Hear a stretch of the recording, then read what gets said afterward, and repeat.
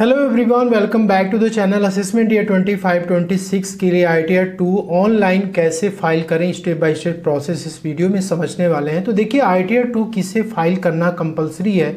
ऐसे लोग जिनकी की सैलरी और पेंशन के साथ साथ दोस्तों कैपिटल गेन जो कि शेयर मार्केट, म्यूचुअल फंड या फिर क्रिप्टो से हो सकती है, साथ में रेंटल इनकम हो या फिर ऑनलाइन गेमिंग की इनकम हो। तो दोस्तों ITR 2 फाइल करने के लिए आपको TIS अपना चेक करना है, 26AS चेक करना है, साथ में फॉर्म 16 भी अपना देख लेना है। अब दोस्तों यहाँ पे TIS को यदि आप चेक करेंगे तो इसमें आपकी सारी इनकम रिपोर्टेड होती हैं, ठीक है। जैसे कि यदि आपकी सैलरी की इनकम होगी तो यहाँ पर आपको दिख जाएगा, जो कि आप फॉर्म 16 से क्रॉस वेरीफाई कर सकते हैं। डिविडेंड की इनकम होगी, सेविंग बैंक की इंटरेस्ट होगी। दोस्तों यहाँ पे sale of securities and mutual funds आ रहा है, तो यहाँ पे तो सेल की वैल्यू रिपोर्टेड है, लेकिन इसकी कैपिटल गेन की स्टेटमेंट आपको ब्रोकर की वेबसाइट से डाउनलोड करें, जिसको कि टैक्स पेनल स्टेटमेंट भी कहते हैं, और उसके बाद आपको अपनी कैलकुलेशन वहां पे कर लेनी है। इसके बाद जो वर्चुअल डिजिटल एसेट्स यानी कि क्रिप्टो मार्केट की जो इनकम रिपोर्टेड होती है दोस्तों, तो इसकी भी स्टेटमेंट आपको डाउनलोड कर लेनी है। और यहाँ पे परचेस के लिए आपको कोई रिपोर्टिंग नहीं करनी है, ऑनलाइन गेमिंग की रिपोर्टिंग करनी है, ठीक है। तो दोस्तों यहाँ पे जो भी रिपोर्ट किए गए हैं ट्रांजेक्शंस, ये आपको अपनी ITR में कंपल्सरी लेना मैंडेटरी है। सिमिलरली यदि आप 26AS को चेक करेंगे तो यहाँ पे आपकी डिविडेंड की इनकम रिपोर्टेड होती है, और इसके बाद ऑनलाइन गेमिंग की इनकम जिसपे कि TDS आपका कटा होता है, और इसके बाद सैलरी की इनकम जिसपे कि TDS कटा होता है। इसके बाद दोस्तों जो भी डिविडेंड की इनकम हो रखी है, और इसके बाद जो वर्चुअल डिजिटल एसेट्स यानी क्रिप्टो मार्केट की इनकम, इस पे भी TDS कटा होता है। तो दोस्तों यहाँ पे जिस इनकम पे TDS कटा है वो तो आपको अपनी ITR में कंसीडर करनी ही करनी है, इसको आप छोड़ नहीं सकते हैं। और जिस पे TDS नहीं भी कटा है, जैसे डिविडेंड होगी, इंटरेस्ट फ्रॉम सेविंग बैंक हो गया, वो भी आपको अपनी ITR में रिपोर्ट करनी है। तो यदि आपने म्यूचुअल फंड या शेयर्स को सेल किया हुआ है तो आपको टैक्स पेनल स्टेटमेंट्स डाउनलोड कर लेना है, और दोस्तों आपको अपनी एक कैलकुलेशन तैयार कर लेनी है। तो दोस्तों ITR 2 में अब आपको कैपिटल गेन रिपोर्ट करने के लिए दो पार्ट में दिखने वाला है। एक तो हो गया कि 23 जुलाई के पहले आपकी क्या कैपिटल गेन हो रखी है, 23 जुलाई के बाद क्या हो रखी है। तो आप जब टैक्स पेनल स्टेटमेंट को डाउनलोड करेंगे तो यहाँ पे इक्विटी वाले सेक्शन में जाना है, और यहाँ पे दोस्तों आपको टोटल एक फाइनेंशियल ईयर में 24-25 में कितना आपने बाई किया था, कितना आपने सेल किया था, तो इसमें आपकी टोटल कैपिटल गेन कितनी हो रखी है ये आपको स्टेटमेंट बता देगा, जिसमें कि आपको शॉर्ट टर्म और लॉन्ग टर्म ये दोनों का ही बाइफर्केशन आपको यहाँ पे दिख जाता है, और इसी के अकॉर्डिंग आपको अपनी ITR में रिपोर्टिंग करनी होती है। लेकिन दोस्तों यहाँ पर इस अमाउंट को दो पार्ट में डिवाइड करना है, यदि आपने 23 जुलाई के पहले सेल किया है या 23 जुलाई के बाद सेल किया है। तो जैसे कि हमने यहाँ पे प्रिपेयर किया हुआ है कि 23 जुलाई के पहले क्या सेल वैल्यू थी, क्या परचेस थी, और यहाँ पे कैपिटल गेन क्या आया। इसके 23 जुलाई के बाद कितनी सेल वैल्यू थी, कितनी परचेस वैल्यू थी, और क्या कैपिटल गेन यहाँ पे आया। टोटल दोस्तों यहाँ पे आपका मैच करना चाहिए ये सेल वैल्यू, और इसके साथ साथ जो परचेस वैल्यू है ये भी आपकी मैच करनी चाहिए इस अमाउंट से। अब दोस्तों जब आप अपने TIS को चेक करेंगे तो ये जो सेल वैल्यू है ये आपके TIS से क्या करता है, मैच करता है। जैसे यहाँ पे यदि देखा जाए तो 15,6,835 रिपोर्ट किया गया है sale value of mutual fund, और यहाँ पे भी आप देख सकते हो 15,06,835 कैलकुलेशन के अकॉर्डिंग भी आ रहा है, ठीक है। तो एक प्रॉपर कैलकुलेशन आपको अपनी बना लेनी है शॉर्ट टर्म और लॉन्ग टर्म कैपिटल गेन के लिए। तो दोस्तों उसी तरीके से जो क्रिप्टो मार्केट की इनकम है, ठीक है, जिसको वर्चुअल डिजिटल एसेट भी कहते हैं, कुछ इस तरीके से आपको एक फॉर्मेट जो है अपनी प्रिपेयर कर लेनी है, ठीक है। और इसी फॉर्मेट के अकॉर्डिंग ही आपको ITR में फिलअप करना होता है कि आपने किस डेट को क्रिप्टो खरीदा था, किस डेट को आपने बेचा, उसकी कॉस्ट क्या थी, आपने उसको कितने में बेचा था, उसकी वैल्यू क्या है, और यहाँ पे जो भी गेन और लॉस है वो आपका कैलकुलेट होकर के आ जाता है। तो दोस्तों ITR फाइल करने के लिए आपको पोर्टल पे लॉगिन करना है, और यहाँ पर आपको असेसमेंट ईयर 25-26 सेलेक्ट करना है, देन आपको ऑनलाइन मोड सेलेक्ट करना है, और यहाँ पर आपको कंटिन्यू पे क्लिक करना है। यहाँ पे आपको स्टार्ट न्यू फाइलिंग पे जाना है, और इसके बाद आपको यहाँ पे इंडिविजुअल पे सेलेक्ट करना है, देन आपको यहाँ पे कंटिन्यू पे क्लिक करना है। और इसके बाद taxable income is more than basic exemption limit, इस पे आपको क्लिक करना है, देन आपको कंटिन्यू पे क्लिक करना है। तो दोस्तों यहाँ पे आपको काफ़ी सारे शेड्यूल्स दिख जाते हैं, जिसमें कि पहला वाला शेड्यूल्स मैंडेटरी होता है, इसके बाद आपको इनकम वाली शेड्यूल्स ओपन करनी है, और यहाँ पर आपको सैलरी की शेड्यूल्स लेनी है। यदि हाउस प्रॉपर्टी से कोई भी इनकम हो रखी है, आपको मान लीजिए आपको लॉस रिपोर्ट करना है होम लोन का ओल्ड टैक्स रेजिम में, तो आप इसको सेलेक्ट कर सकते हैं, ठीक है। और इसके अलावा भी यदि आपको न्यू टैक्स रेजिम में रेंटल इनकम रिपोर्ट करनी है तो आप इसको कर सकते हैं। वैसे दोस्तों ये दोनों ही शेड्यूल्स मैंडेटरी हैं। इसके अलावा यदि आपको कैपिटल गेन हो रखी है तो आपको इस पर सेलेक्ट करना है। इसके अलावा सेक्शन 112 यदि आपको लॉन्ग टर्म कैपिटल गेन हो रखी है म्यूचुअल फंड शेयर मार्केट में तो आप इसको सेलेक्ट कर सकते हैं। और दोस्तों यहाँ पे ये है कि यदि आपको वर्चुअल डिजिटल एसेट यानी कि क्रिप्टो से इनकम हो रखी है तो आपको शेड्यूल VDS सेलेक्ट करना है। अदर सोर्सेज की शेड्यूल मैंडेटरी है, इसको आपको लेना ही लेना है। इसके बाद दोस्तों यहाँ पे income chargeable at special rate, ये भी दोस्तों इंपॉर्टेंट है क्योंकि जो भी ऑनलाइन गेमिंग की इनकम है या फिर वर्चुअल डिजिटल एसेट से वो स्पेशल रेट से टैक्सेबल होता है, इसलिए आपको ये शेड्यूल SI सेलेक्ट करना है। बाकी ये जो भी शेड्यूल्स हैं एग्जेम्प्ट इनकम की, इसके बाद सेक्शन 115 UA, FSI और TR, इसको आपको सेलेक्ट नहीं करना है। आप इसको एक बार स्टडी कर लें, यदि आपके ऊपर एप्लीकेबल है तो इसको सेलेक्ट कर सकते हैं, अदरवाइज आप इसको छोड़ सकते हैं।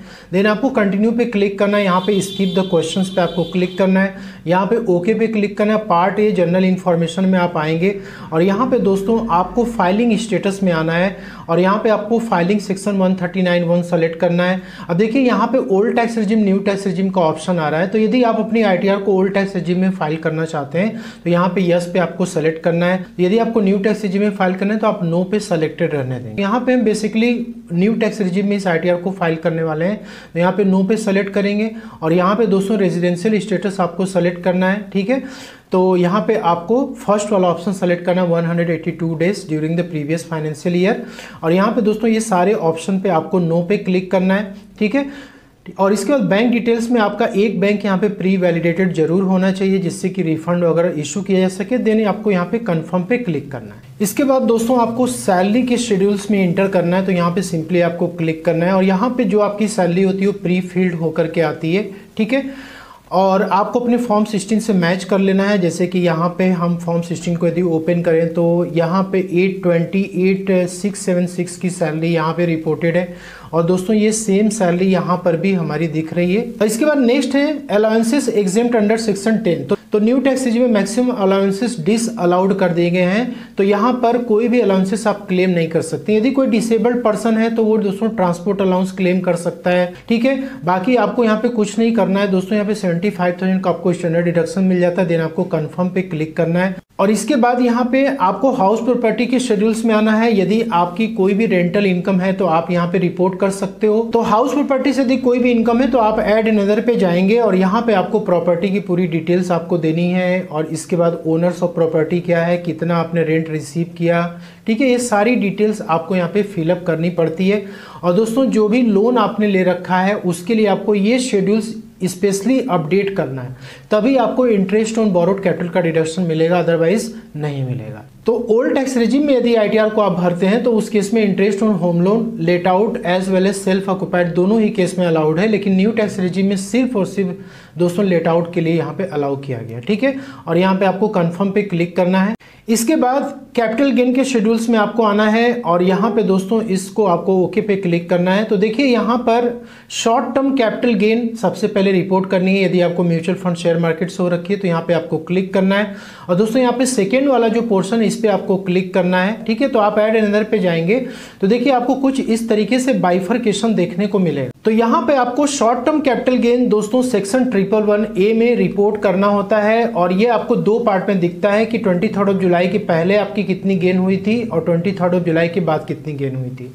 तो दोस्तों यहाँ पे क्या है, फुल वैल्यू ऑफ कंसिडरेशन, मतलब इसमें आपको सेल वैल्यू अपनी इंटर करनी है, यहाँ पे आपको परचेस कॉस्ट इंटर करनी है 23 जुलाई के पहले 23 जुलाई के बाद। देखिए यहाँ पे जो 23 जुलाई के पहले सेल वैल्यू और परचेस वैल्यू दी हुई है तो इसके अकॉर्डिंग हमने यहाँ पर इंटर किया हुआ है, ठीक है। इसी तरीके से आपको ही प्रिपेयर करना है, उसके अकॉर्डिंग यहाँ पे एंट्री करनी है, ठीक है। और यहाँ पे देखिए एक्सपेंसेस को भी आप क्लेम कर सकते हैं। जैसे यहाँ पे देखिए टोटल हमने किया हुआ है, ये सारे चार्जेस आपको आपके स्टेटमेंट में दिख जाते हैं यहाँ से लेके यहाँ तक। तो इन चार्जेस का आप टोटल कर सकते हैं और इसके बाद डिलीवरी के चार्जेस, इनको टोटल आप कर लीजिए। 23 जुलाई के पहले के चार्जेस, 23 जुलाई के बाद के चार्जेस को आप बाइफरकेट कर लीजिए और इसके अकॉर्डिंग आपको अपनी ITR में क्या करना है, चार्जेस को रिपोर्ट करनी है। तो यहाँ पे आपकी short term capital gain calculate होकर के आ जाती है, ठीक है, टोटल। इसके बाद दोस्तों लॉन्ग टर्म कैपिटल गेन यदि आपको हो रखी है शेयर मार्केट से तो आप इसकी भी रिपोर्टिंग यहाँ पे कर सकते हैं। तो basically long term capital gain के लिए आपको सेक्शन 112A में आना होता है, जो कि आपको पॉइंट नंबर 4 में दिखता है। इस पर आपको क्लिक करना होता है और यहाँ पे दोस्तों आपको एडिट पे जाना है और इसके बाद आपको यहाँ पे शेड्यूल्स 112A को यहाँ पे आपको अपडेट करना होता है। आपको ऐड अनदर पे जाना है और यहाँ पे आपको सिक्योरिटी आपने कब एक्वायर्ड की थी। तो यदि आपका 31 जनवरी 2018 के पहले का यदि कोई सिक्योरिटी आपने अभी बेचा हुआ है 24-25 में, तो आप यहाँ पे सेलेक्ट करोगे। यहाँ पे दोस्तों इंडिविजुअल एक एक सिक्योरिटी वाइज आपको यहाँ पे जो है डाटा इंटर करना होगा। लेकिन यदि आपने दोस्तों 31 जनवरी 2018 के बाद यदि आपने किया हुआ है तो उस केस में आपको यहाँ पे सिंपली क्या करना है कि 2 बाइफर्केशन आपको मिलता है कि 23 जुलाई के पहले आपका क्या था, 23 जुलाई के बाद आपका कितना गेन था, ठीक है। तो यहाँ 23 जुलाई का यदि हम सेलेक्ट करते हैं तो यहाँ पे सिंपली आपको सेल वैल्यू इंटर करनी है। यहाँ पे दोस्तों कॉस्ट ऑफ एक्विजिशन इंटर करना है, कितना आपका परचेस कॉस्ट था, यहाँ पे एक्सपेंसेस इंटर करना है, देन आपको सेव पे क्लिक करना है। तो दोस्तों डिटेल इंटर करने के बाद आपको सेव पे क्लिक करना है, देन आपको यहाँ पे कंफर्म पे क्लिक करना है। तो आपकी लॉन्ग टर्म कैपिटल गेन जो भी होगी वो यहाँ पे कैलकुलेट होकर के आ जाएगी। देन आपको यहाँ पे सेव पे क्लिक करना है ये, और इसके बाद ये जो F वाला सेक्शन है इसको आपको नहीं भूलना है, इसको अपडेट करना है। जो भी आपने ऊपर शॉर्ट टर्म कैपिटल गेन या लॉन्ग टर्म कैपिटल रिपोर्ट किया है तो दोस्तों 23 जुलाई के पहले का है तो वो आपकी अमाउंट यहाँ पे इंटर करेंगे। और इसके बाद 23 जुलाई के बाद के पीरियड में यदि आपका कोई भी आ रहा है तो इसमें से आप सेलेक्ट करेंगे, उसमें अमाउंट आपको यहाँ पे इंटर कर देना है, ठीक है। तो long term short term capital gain inter करने के बाद आपको यहाँ पे कंफर्म पे क्लिक करना है। तो दोस्तों जो 112A का सेक्शन है, जैसे ही आप उसमें अपडेट करेंगे डाटा, वो आपका यहाँ पे सेव हो जाएगा, आपको अलग से इसमें इंटर करने की जरूरत नहीं है। इसके बाद हम आते हैं शेड्यूल BDA के ऊपर, मतलब वर्चुअल डिजिटल एसेट्स में जो भी आपने ट्रांजेक्शन करी हुई। तो देखिए यहाँ पे हमने ट्रांजेक्शन्स को अपडेट कर दिया है, लेकिन आपको कैसे करना है, यहाँ पे आप ऐड अनदर पे जाएंगे तो यहाँ पे आपको डेट ऑफ एक्विजिशन, मतलब किस डेट को आपने खरीदा था कॉइन और कब आपने उसको बेचा हुआ है, ठीक है। तो आपको यहाँ पे हेड सेलेक्ट करना है, तो कैपिटल गेन हेड में टैक्सेबल होता है। कॉस्ट ऑफ एक्विजिशन कितने में आपने खरीदा था, कितने में आपने उसको बेचा, और यहाँ पे आपकी गेन कैलकुलेट होके आ जाती है।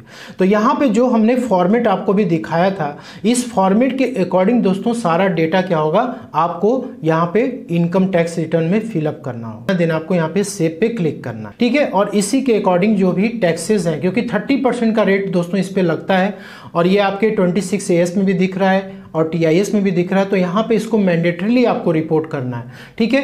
तो आप ये शेड्यूल्स अपडेट करेंगे, देन आपको कंफर्म पे क्लिक करना है। इसके बाद दोस्तों अदर सोर्सेज वाले सेक्शन में आप आएंगे तो यहाँ पर आपकी जो भी सेविंग बैंक, डिविडेंड की इनकम, ये सब प्री फिल्ड होकर के यहाँ पे आती है। अब देखिए जो ऑनलाइन गेमिंग की इनकम होगी स्पेशल रेट की इनकम है, इसलिए आपको यहाँ पर क्लिक करना है और यहाँ पे दोस्तों जो भी सेक्शन है, सेक्शन 115 BBJ जो कि ऑनलाइन गेमिंग के लिए, ये आप यहाँ पे इंटर कर सकते हो अमाउंट, ठीक है। और इसके बाद यहाँ पे जो 10 वाला पॉइंट है, इसमें आपकी जो भी ऑनलाइन गेमिंग है, डिविडेंड की इनकम है, मेक श्योर करें कि यहाँ पर ये आपकी रिपोर्टेड होनी चाहिए, ठीक है। और इसके बाद आपको यहाँ पे कंफर्म पे क्लिक कर देना है। इसके बाद दोस्तों यहाँ पे जो भी ये CYLA का शेड्यूल है, BFLA का शेड्यूल, शेड्यूल SI है, ये सब आपको जस्ट क्लिक करते जाना है, कंफर्म करते जाना है, क्योंकि ये सारे शेड्यूल्स जो आपने ऊपर में शेड्यूल्स अपडेट किए हुए हैं उसी के अकॉर्डिंग ये अपडेट होते हैं। तो सिंपली आपको क्लिक करना है, उसको कंफर्म करते जाना है। अब आते हैं शेड्यूल 6A पर, तो यहाँ पे जो भी डिडक्शन है आपको 80C से 80 तक, तो देखिए न्यू टैक्स रिजीम में तो आपको ये डिडक्शंस नहीं मिलते हैं। 80C, 80CCC ये सब दोस्तों यहाँ पे देखिए आपका गायब है, ठीक है। आपको सिर्फ यहाँ पे 80CCD2 का बेनिफिट मिलता है। तो यदि कोई भी सेंट्रल गवर्नमेंट के एम्प्लॉयज हैं, उनका contribution central government pension scheme में कर रही है, तो आप यहाँ पे फॉर्म 16 के अकॉर्डिंग अमाउंट को यहाँ पे फिलअप कर सकते हैं। यदि नहीं दिया तो आपको फिलअप नहीं करना है, ठीक है। इसके बाद आपको यहाँ पे कंफर्म पे क्लिक करना है। इसके बाद दोस्तों पार्ट B टोटल इनकम वाले शेड्यूल्स पे आपको क्लिक करना है। तो यहाँ पे आपकी टोटल इनकम की कॉम्प्यूटेशन शीट आ जाती है कि कितनी इनकम आपकी टोटल आ रही है। तो देखिए यहाँ पे टोटल इनकम कैलकुलेट हो चुकी है, जिसमें कि स्पेशल रेट की भी इनकम है और नॉर्मल रेट की भी इनकम है। यहाँ पे आपको सिंपली इसको कंफर्म करना है। और यहाँ पे दोस्तों टैक्स पेड वाले सेक्शन में आप आएंगे, यहाँ पे जो भी TDS आपका कटा है, सैलरी हो गया, इसके बाद अदर देन सैलरी जो कि क्रिप्टो मार्केट या फिर ऑनलाइन गेमिंग का हो गया, तो यहाँ पे दोस्तों वो TDS जो है आपका अपडेटेड होते हुए दिखता है। इसके बाद आपको सिंपली यहाँ पे कंफर्म पे क्लिक करना है, ठीक है। और इसके बाद अब आपको पार्ट B टोटल इनकम वाले शेड्यूल्स में आना है। यहाँ पे आप क्लिक करेंगे तो आपकी टोटल टैक्सेस जो है ये कैलकुलेट कर देता है कितना आपका टैक्स आ रहा है। और दोस्तों इसके बाद यहाँ पर आपके जो भी रिफंड वगैरह होंगे वो आपको यहाँ पे शो कर देगा। यदि आपको कुछ एक्स्ट्रा टैक्सेस पे करना है तो यहाँ पे आपको अमाउंट शो कर देगा। तो देखिए इस केस में क्या है कि यहाँ पे जो टैक्स है वो 52,781 का है और यहाँ पे टीडीएस जो कटा है वो 62,291 का कटा है। इसलिए रिमेनिंग जो यहाँ पे अमाउंट आ रहा है एक्स्ट्रा टैक्स जो कि जमा किया गया था 9510, तो रिफंड के तौर पे ये इशू कर दिया है।